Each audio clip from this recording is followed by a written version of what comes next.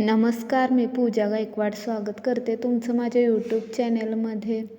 मी तुम्हाला रागावर कसं नियंत्रण मिळवायचं किंवा घरात वाद होतात, अचानक राग येतो, म्हणतात ना राग आणि भीक माग. आपला जर राग आपण कंट्रोल नाही करू शकलो तर आपण काहीतरी गमवू शकू किंवा अशी काहीतरी गोष्ट घडते ना या रागात की आपण आयुष्यातून उठतो आणि नंतर मग आपल्याला आपल्या चुकीची जाणीव होते की आपण असं करायला नव्हतं पाहिजे होतं, आपण त्या व्यक्तीवर रागावलं नव्हतं पाहिजे होतं. जर आपण समंजसपणे घेतलं असतं तर असं झालंच नसतं.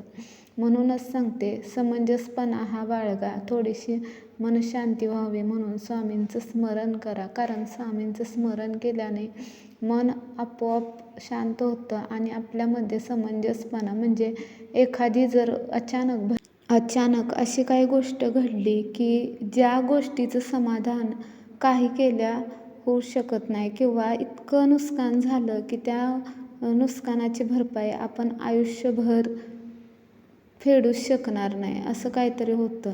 यासाठी कोणतीही गोष्ट घडली तरीसुद्धा त्यावर आपण शांतपणे विचार करायचा.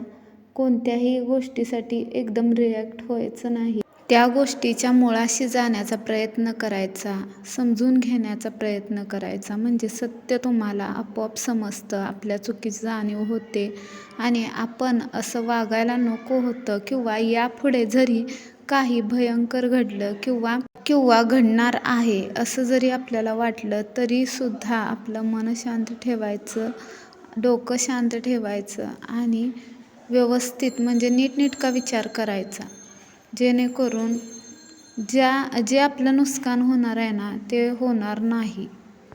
श्री स्वामी समर्थ.